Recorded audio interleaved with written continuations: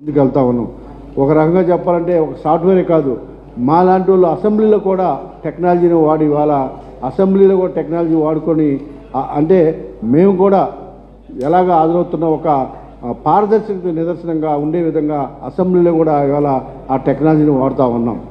రానున్న రోజుల్లో గత ప్రభుత్వం ఏదైతే నిర్లక్ష్యం చేసావో మాటలతో మభ్యపెట్టి ఒక బీసీలనే కాకుండా ఓ పక్క దోపిడీ, ఒక లిక్కర్ దగ్గర నుంచి శాండ్ దగ్గర నుంచి బ్లాక్ మెటల్ దగ్గర నుంచి ఎటు చూసుకున్న ఒక దోపిడీగా చేసుకొని ఒక రాష్ట్రాన్ని ఒక యూనిట్గా తీసుకొని ఒక రాష్ట్రాన్ని దోచుకునే పరిస్థితుల నుంచి ఇవాళ అభివృద్ధికి బాటలు వేస్తున్నందున ఎంతోమంది ఇన్వెస్టర్లు వచ్చి విశాఖపట్నంతో పాటు రాష్ట్ర నలుమూలలో కూడా ఇన్వెస్ట్ చేయడానికి ముందుకు వస్తూ ఉన్నారు.